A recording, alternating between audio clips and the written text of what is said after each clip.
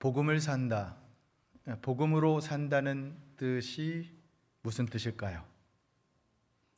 우리는 흔히 복음이 중요하고 복음을 전해야 하고 복음의 삶을 살아야 한다고 많이들 얘기합니다.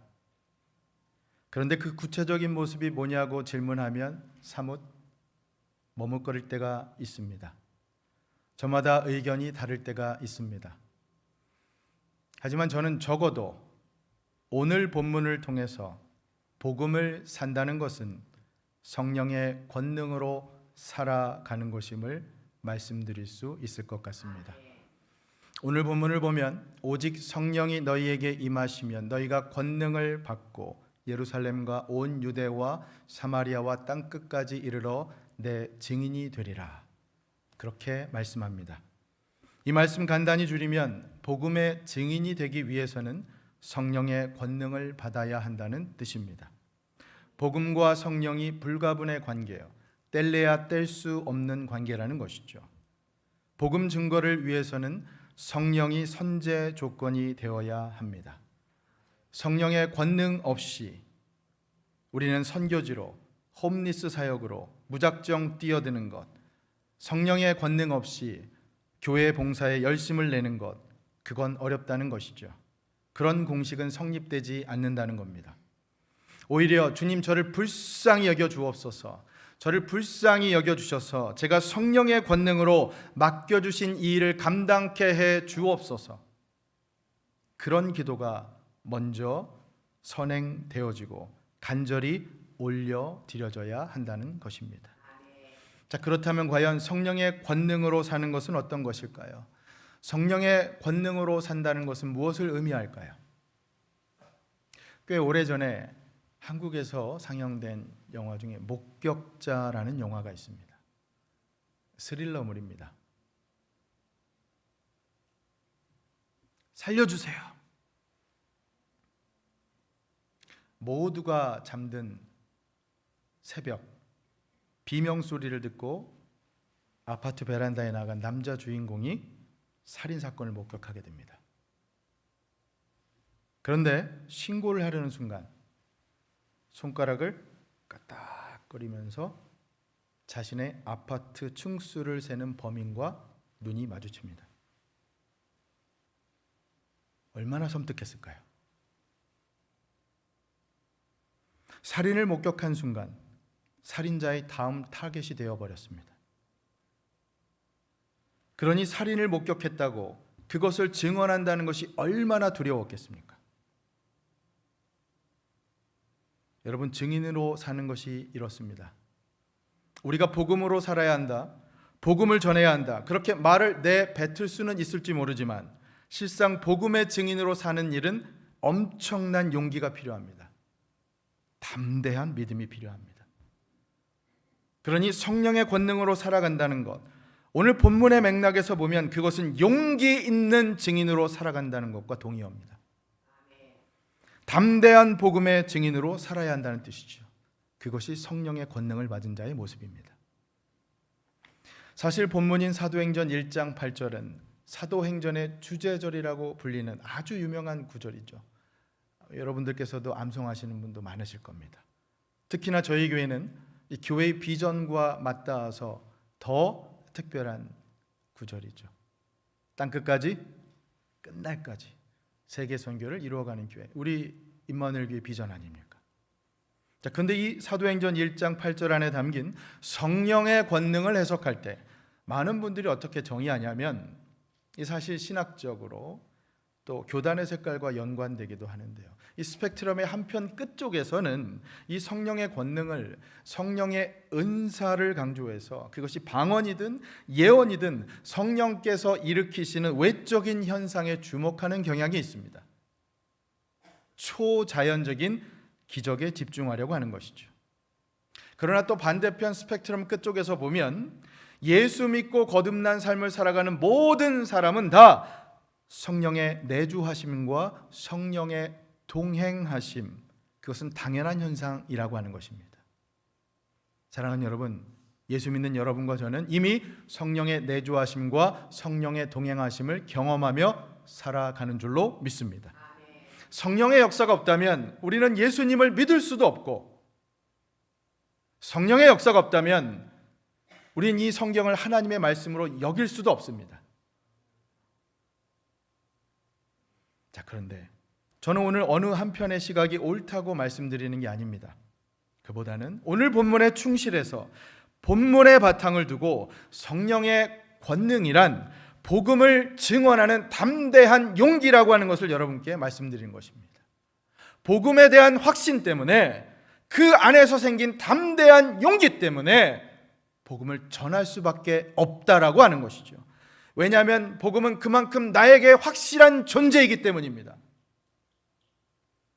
나를 위해 숭고한 희생을 아끼지 않으시고 거룩한 보혈을 흘려주신 예수님에 대한 그 확신 때문에 내 안에서 담대한 그 용기가 생겨나도록 성령께서 역사하시는 그 역사 때문에 그 성령의 권능이 바로 복음을 전하는 담대한 용기로 이어지게 된다라고 하는 것입니다.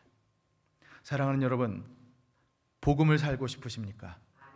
복음을 위해 살고 싶으십니까? 그렇다면 부디 성령의 권능으로 살아가십시오. 복음을 향한 확신과 담대한 용기로 살아가실 수 있기를 바랍니다. 하나님께서 그 은혜를 우리 각자에게, 그리고 우리 임마누엘에게 부어주시기를 예수님의 이름으로 간절히 축원합니다. 자, 오늘 본문으로 들어가서 성령의 권능에 대해서 좀 더 깊이 있게 이제 나눠보겠습니다. 사도행전 맨 처음 1장 1절은 이렇게 말씀을 합니다. 같이 한번 읽어볼까요? 1장 1절 스크린에 띄워주시고요. 시작. 데오빌로여, 내가 먼저 쓴 글에는 무릇 예수께서 행하시며 가르치시기를 시작하심부터. 아멘. 여기서 내가는 누가를 뜻하고, 먼저 쓴 글은 누가복음을 뜻합니다. 누가는 바울의 2차 전도 여행에서 바울을 만나서 지속적으로 바울과 동역한 사람이죠. 의사였습니다. 이렇듯 누가는 바울과 동역하면서 바울의 건강, 육신의 건강, 그 영적인 건강까지도 보살피면서 교회 역사의 생생한 증언자의 역할을 하게 됩니다. 그 결과물이 바로 누가복음과 사도행전이죠. 자, 그런데 그런 누가가 쓴 사도행전 별명이 많습니다.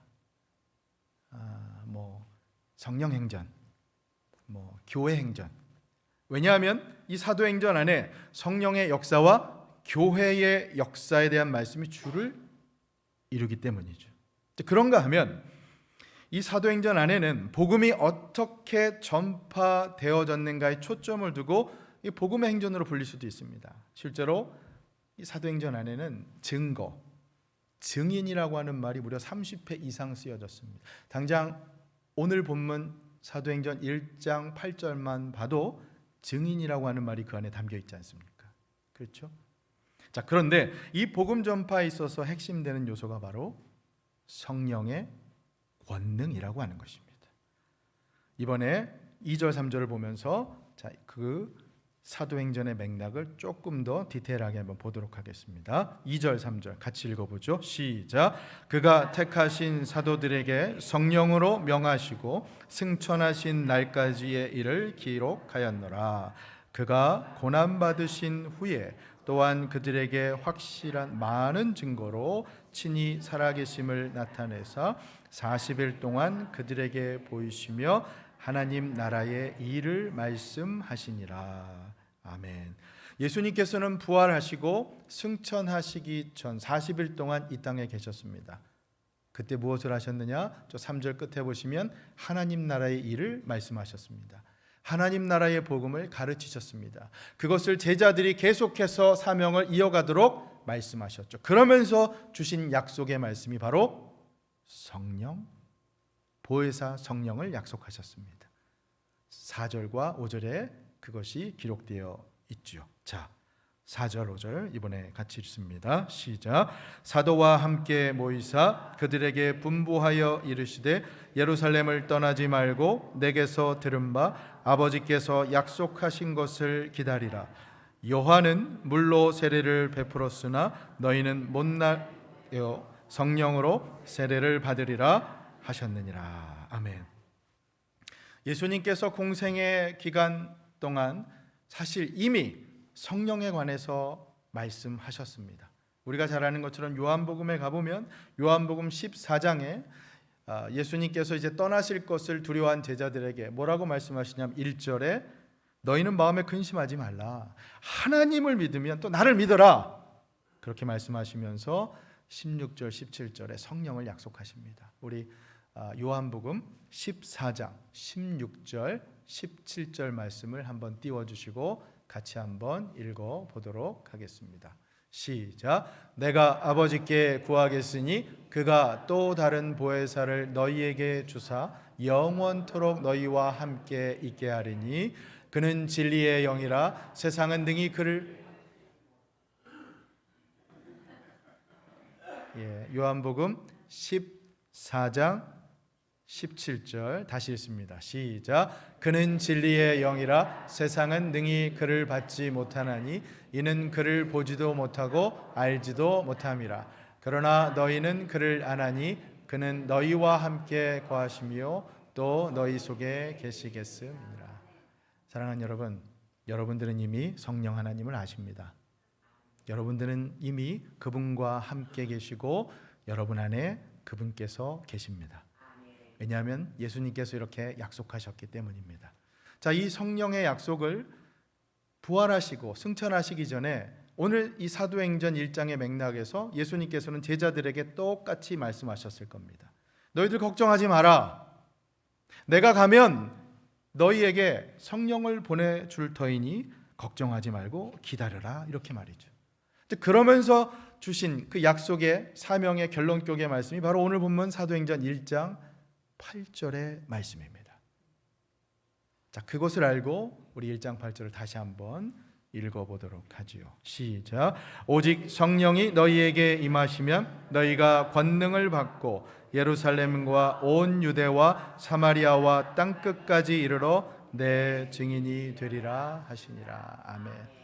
여러분, 저는 오늘 이 말씀에서 두 단어에 주목해 보려고 합니다. 하나는 권능이라고 하는 단어이고 다른 하나는 증인이라고 하는 단어입니다. 여러분, 예수님께서 우리에게 주신 그 사명의 목적, 그것은 결국 증인됨에 있습니다. 하나님 나라의 일꾼으로 훈련되어 가는 그 목적, 우리가 임마누엘 교회에서 여러 가지의 훈련, 제자 훈련이든 말씀 훈련이든 성경 공부든 그렇게 훈련되어 가는 그 근본적인 목적은 바로 증인됨에 있습니다. 그런데 이 증인의 사명을 효과적으로 감당하기 위해서 지금 우리에게 가장 필요한 것은 바로 성령의 권능입니다. 여러분, 이 말씀 우리 교회에 한번 적용해 볼까요? 성령께서 우리 교회를 이끌어 가시는 목적, 성령께서 교회에 오신 주된 목적은 교회가 하나님 나라가 되도록 하기 위해서가 아닙니다. 이 교회가 하나님 나라의 증인되문, 증인되어 살아가도록 하시기 위해서입니다. 여러분, 이 두 말씀의 차이를 아시겠습니까? 사실 많은 분들이 교회를 와서 하나님 나라를 경험하길 소망합니다. 근데 그러면서 오히려 실망할 때가 많죠. 교회에 와서 왜 이러냐 이렇게 실망하고 갈 때가 많습니다. 하지만 여러분, 오늘 말씀을 잘 보십시오. 성령의 권능으로 역사하는 교회의 주된 목적은 하나님 나라가 되게 하실 목적이 아니라 그 하나님 나라, 교회를 통해 하나님 나라의 증인되게 하실 목적입니다. 우리를 통해 하나님 나라의 증인으로 살아가도록 하시기 위한 목적이 주된 목적이라고 하는 것입니다. 여러분, 우리가 하나님 나라의 일, 교회 일 하다가 쉽게 지치는 이유가 뭘까요? 성령의 권능을 온전히 체험하지 못하기 때문이죠. 다시 말해, 내 힘으로 하면 지칩니다. 성령의 권능이 없으면 봉사하면서도 재미가 없습니다. 평강이 없습니다. 늘 초조합니다. 그러니 여러분, 내 힘이 아닙니다. 성령의 힘입니다. 성령의 권능으로 사셔야 합니다. 성령 충만하셔야 합니다. 그럴 때 우리 교회가 하나님 나라의 증인의 역할을 온전히 감당할 수 있는 줄로 믿습니다. 고린도전서 4장에 가면 이런 말씀이 있습니다. 20절. 하나님의 나라는 말에 있지 아니하고 오직 능력에 있음이라. 아멘. 하나님의 나라는 말에 있지 아니하고 능력에 있다. 이게 무슨 뜻입니까? 하나님의 나라는 하나님의 통치를 의미합니다. 하나님의 다스림, 그 다스림의 증거가 바로 말이 아니라 능력, 성령께서 역사하시는 우리 삶 가운데, 그래서 말이 아니라 우리 삶이 변화되는 능력의 역사로서 나타나는 것이 바로 하나님 나라라고 성경이 증거하고 있는 것입니다. 그러니 여러분, 성령의 능력입니다. 우리 삶을 변화시키는 것은 내 힘이 아닙니다. 성령의 능력으로, 말이 아니라 우리 삶이 변화되어 하나님 나라를 누리며 그 나라를 증거하며 살아가실 수 있기를 예수님의 이름으로 간절히 축원합니다. 그렇습니다. 성령 충만하기를 소망하는 이유가 바로 그것이죠. 그렇다면 성령의 권능은 우리가 어떻게 얻을 수가 있을까요? 자, 오늘 첫 번째 포인트를 여러분과 좀 나눕니다. 성령의 권능 어떻게 얻을 수 있는가? 1번, 저 한번 따라해 주시죠. 성령의 권능은 기도를 통해 얻을 수 있습니다. 예. 여러분 잘 아시지만 이 예수님의 제자들이 오순절 성령 강림의 역사를 체험했을 때 그들이 하고 있었던 게 뭐죠? 기도입니다. 그들은 기도하고 있었습니다. 전혀 오로지 기도에 힘썼다고 성경이 증거하고 있죠. 그 마가의 다락방에서 120문도가 다 모여서 정말 간절히 기도했습니다. 그래서 사도행전 1장 오늘 그 본문의 뒷부분 14절과 15절 보면 이렇게 말씀을 합니다. 여자들과 예수의 어머니 마리아와 예수의 아우들과 더불어 마음을 같이하여 오로지 기도에 힘쓰더라. 그랬더니 15절 모인 무리의 수가 약 120명이나 되더라. 그때에 베드로가 그 형제들 가운데 일어서서 이르되. 그렇습니다. 여러분, 성령의 권능을 얻는 것은 기도입니다.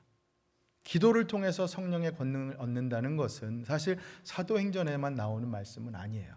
이미 복음서에서 예수님께서 기도를 가르치실 때 그렇게 말씀하셨습니다. 여러분 기억하실 겁니다. 누가복음 11장에 가보면 예수님께서 기도를 가르치시면서 비유 하나를 드세요. 한밤중에 손님이 찾아왔는데 먹을 것을 내줄 것이 없자 친한 친구에게 가서 떡 3덩어리를 요청합니다. 한밤중에요. 예수님께서 기도를 가르치시면서 그렇게 요청할 때 간절히 기도하는 것을 가르치셨죠. 여러분 같으시면 어떠시겠어요? 한밤중에 고온히 주무시고 계신데 손님이 찾아온 것도 그런데 그 손님을 위해 먹을 게 없어서, 내줄 게 없어서 친구 찾아가서 떡 3덩어리를 요구합니다. 어떻게 하시겠어요? 1번, 못 들은 척 그냥 잔다.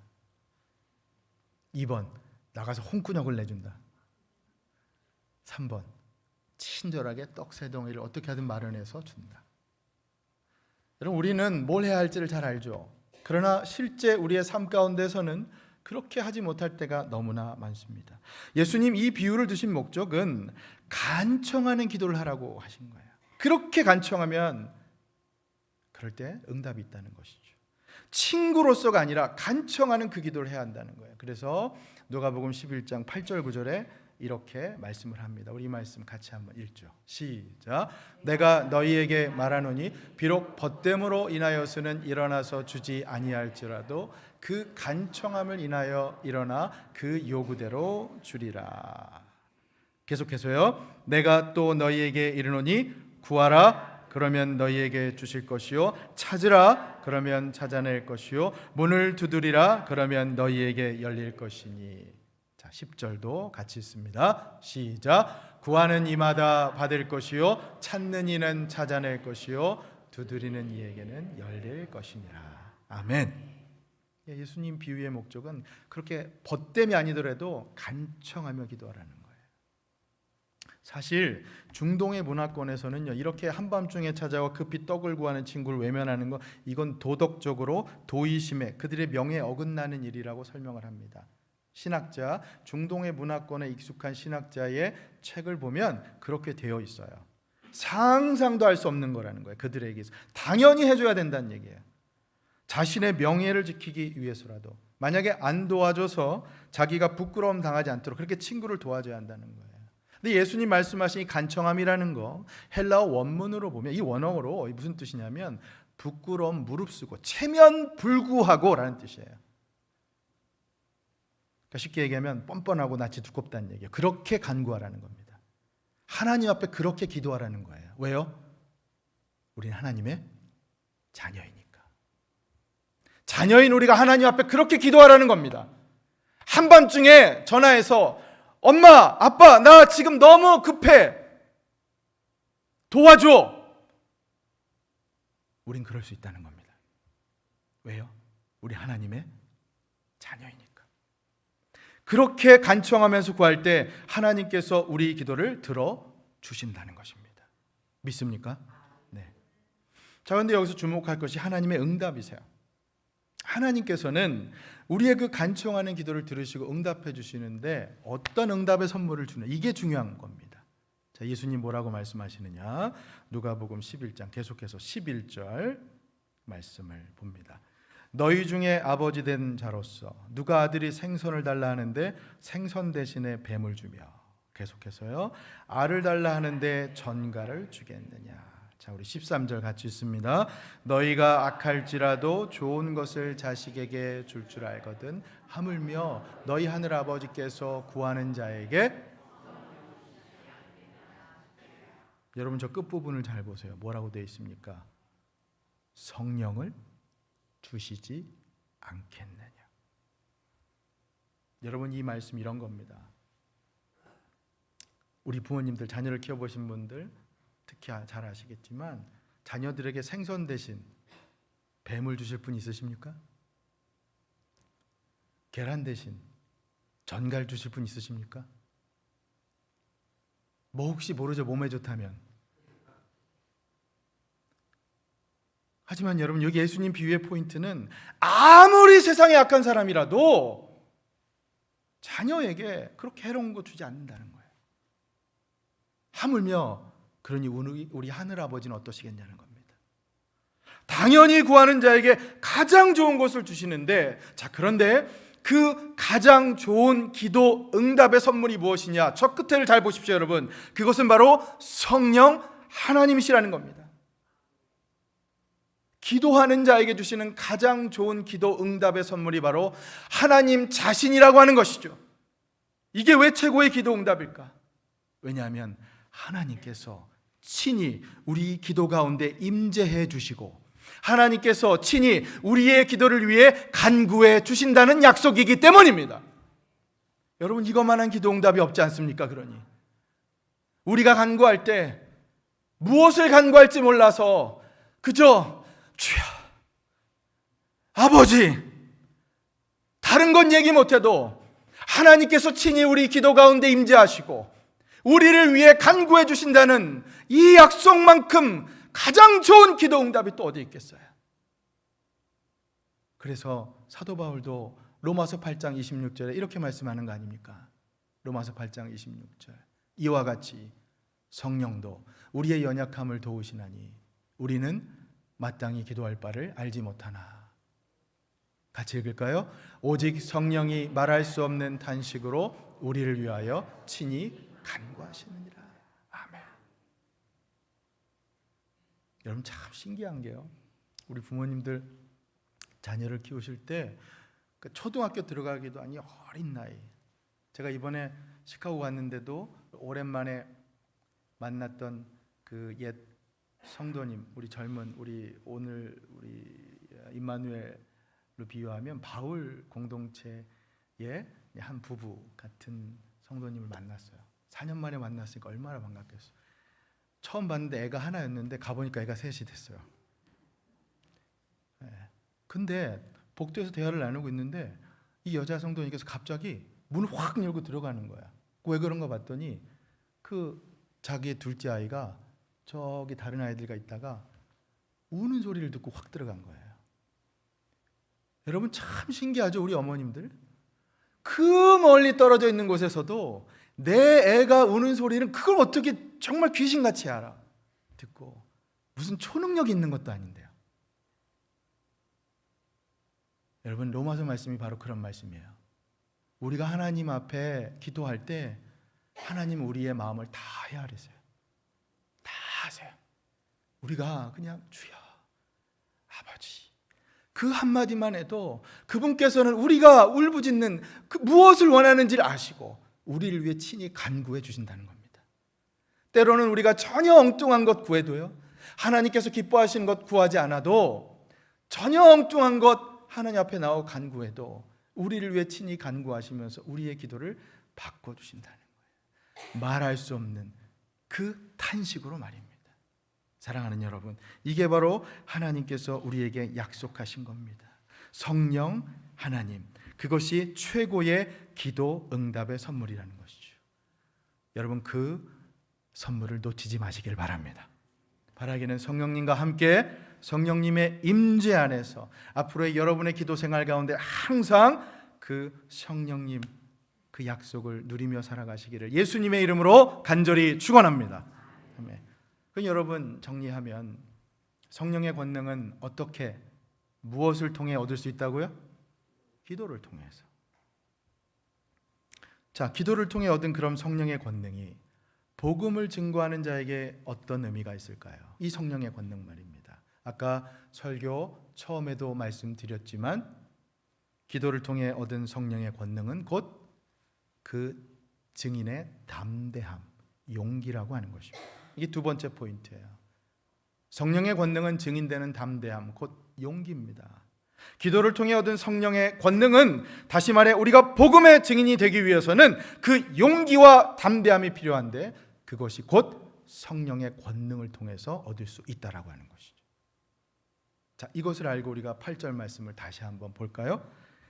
1장 8절 말씀 이렇게 되어 있습니다. 같이 읽죠. 시작. 오직 성령이 너희에게 임하시면 너희가 권능을 받고 예루살렘과 온 유대와 사마리아와 땅끝까지 이르러 내 증인이 되리라 하시니라. 아멘. 여러분 들어보셨겠지만 여기 이 권능이란 말이 헬라어로 디나미스, 다이나마이트입니다. 이게 사람의 힘이 아니에요. 그렇죠?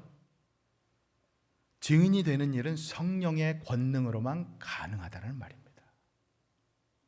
자, 그리고 이 증인이라고 하는 말, 헬라어로 말투스라고 하는데 이게 순교자라는 말과 같습니다. 그러니 여러분, 이 증인이라는 것은 복음을 위해서 자기 목숨까지도 지금 내놓을 수 있는 두려움 없는 그 용기 있는 사람을 뜻하는 겁니다. 아까 제가 처음에 예화로 들었던 그 영화, 그 목격자, 여러분 그것을 다시 한번 기억해 보십시오. 살인 현장을 목격한 사람이 나중에 법정의 증인으로 서야 할 때 얼마나 많은 용기가 필요하겠습니까? 자신의 목숨을 걸어야만 하는 담대함이 필요할 수가 있어요. 그게 바로 증인의 모습입니다, 여러분. 담대함. 그런데 그 담대함은 성령의 권능을 통해서만 얻을 수가 있다라고 하는 것이죠. 여러분, 우리도 마찬가지예요. 우리는 예수 그리스도를 구주로 믿는 자 아닙니까? 여러분과 저는 예수님의 이 고난과 부활의 증인으로 부름받은 자들입니다. 믿습니까? 그런데 지금 우리에게 요구되는 것이 바로 담대한 용기라는 것이죠. 그런데 그 담대한 용기는 성령의 권능을 통해서 얻을 수가 있다라는 것입니다. 그러니 여러분, 성령의 권능이란 어떤 이적과 기사, 무슨 방언과 예언, 그런 것만이 아닙니다. 도리어 성령의 권능이란 본질적으로 우리 이 내면, 복음을 대하는 우리의 마음의 심적인 태도가 먼저입니다. 우리가 복음을 향해 더 담대해질 때요, 우리 내면이 패악한 불신의 세상과 맞서서 내가 이 복음을 전하지 않으면 안 되겠다라고 하는 그 담대한 용기를 성령께서 허락해 주실 때, 그럴 때 비로소 우리는 성령의 권능을 경험하면서 복음의 증인으로 살아갈 수 있게 된다라고 하는 것이죠. 사랑하는 여러분, 부디 그 성령의 권능을 경험하며 살아가시길 바랍니다. 그 다이너마이트와 같은 성령의 역사를 여러분 삶 가운데 날마다 경험하시면서 복음을 살아가는 여러분과 제가 될 수 있기를 진심으로 소망합니다. 여러분, 기독교의 역사상 수없이 많았던 우리 믿음의 조상들, 선배들 한번 보십시오. 그들 모두 성령 충만한 사람들이었습니다. 당장의 이 사도행전 안에 기록된 인물들을 보세요. 사도 베드로나 사도 바울이나 스데반 집사나 빌립 집사나 수많은 복음의 증인들 모두가 복음 전하는 모습을 보십시오. 군병들에 붙잡혀서 옥에 갇히고 죽음을 앞둔 상황에서도 그들은 담대했습니다. 두려워하지 않았습니다. 어떻게 그것이 가능했을까요? 성령의 역사였습니다. 예수님께서 십자가를 지시기 전만 해도 저살기에 바빠서 도망가고 예수님을 부인했던 그 제자들이었음에도 불구하고 성령의 권능을 체험하니까 달라지지 않습니까? 용맹한 십자가 군병으로 바뀌잖아요. 베드로를 생각해 보세요, 여러분. 베드로, 나약하고 겁 많던 베드로가 변해서 3,000명을 설교 한 번으로 회심시키는 놀라운 일이 일어나지 않습니까?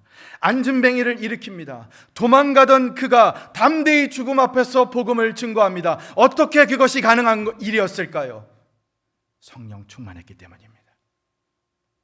사도행전 4장 8절은 이렇게 말씀합니다. 이에 베드로가 성령이 충만하여 이르되, 설교하는 장면이에요.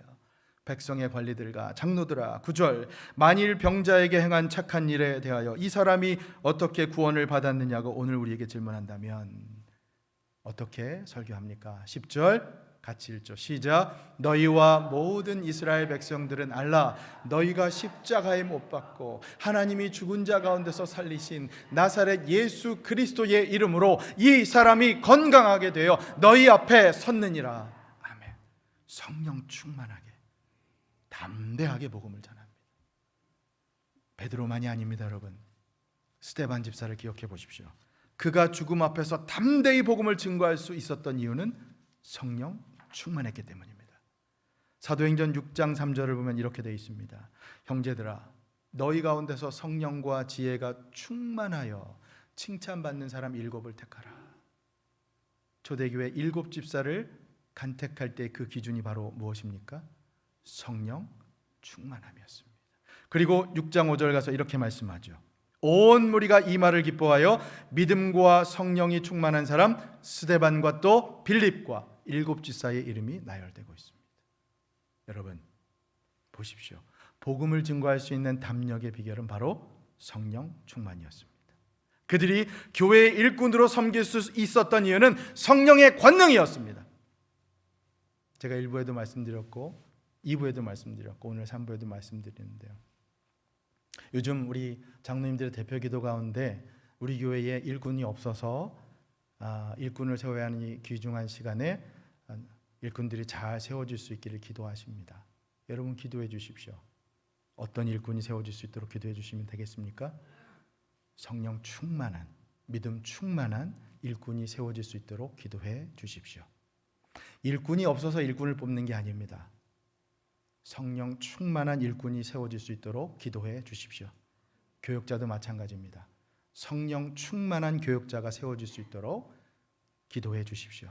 하나님의 말씀을 선포하는 이 자리에 있어서 사람의 힘이 아닙니다. 성령의 권능으로 말씀을 선포할 수 있는 교역자가 세워질 수 있도록 기도해 주십시오. 여러분 여기 오해하지 말아야 할 것이 베드로와 스데반을 잘 비교해 보십시오. 한 번의 설교로 3,000명을 전도한 베드로, 그는 성공한 복음 증거자였고 한 번의 설교로 수많은 사람들의 화를 불러일으키면서 돌을 맞아 죽은 스데반 집사는 그럼 실패한 복음 증거자였는가? 아닙니다. 둘 다 성령 충만하여서 복음을 증거했습니다. 여러분 스데반 집사, 그가 순교한 이후에 일어난 일을 잘 생각해 보십시오. 예루살렘에서 어떤 일이 일어납니까? 예수님을 믿는 사람들이 흩어져서 예루살렘과 온 유대와 사마리아 땅 끝까지 복음이 전파되게 됩니다. 오늘 우리가 봉독한 사도행전 1장 8절의 말씀이 그대로 이루어지죠. 여러분, 성령 충만해서 복음을 증거하는 자에게 바로 이런 일이 일어나게 됩니다. 성령 충만해서 복음을 전하는 자들에게 실패란 없습니다.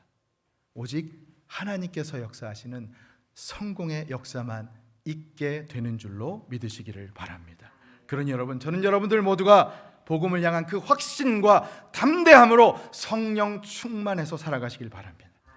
우리 임마누엘 교회가 성령 충만한 교회 될 수 있기를 예수님의 이름으로 간절히 축원합니다. 자, 끝으로 오늘 말씀 이렇게 적용하면서 말씀 맺도록 하겠습니다. 우리가 잘 아는 찬양 중에 빈들의 마른 풀같이라는 찬양 있죠. 그 가사가 이렇게 됩니다. 빈들의 마른 풀같이 시들은 나의 영혼. 주님이 약속한 그 성령 간절히 기다린다는 찬양입니다. 여러분, 지금까지 사시면서 여러분의 영혼이 정말 빈들의 마른 풀같이 그 시들어가는 그런 느낌을 경험해 보신 적 있으십니까? 저는 지난 한 주가 그랬어요.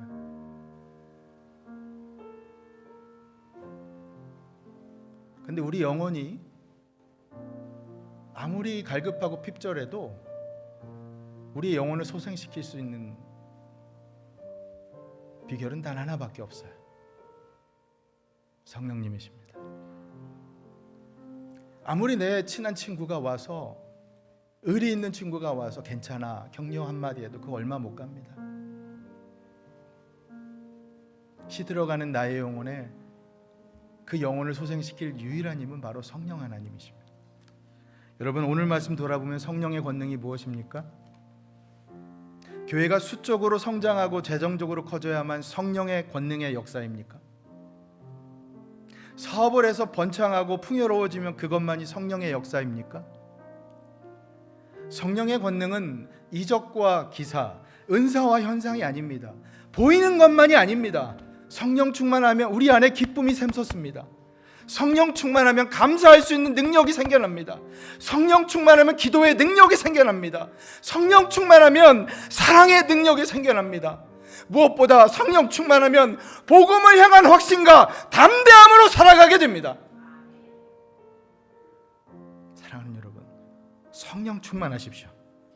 저는 여러분들 모두가 성령 충만하시기를 간절히 소망합니다.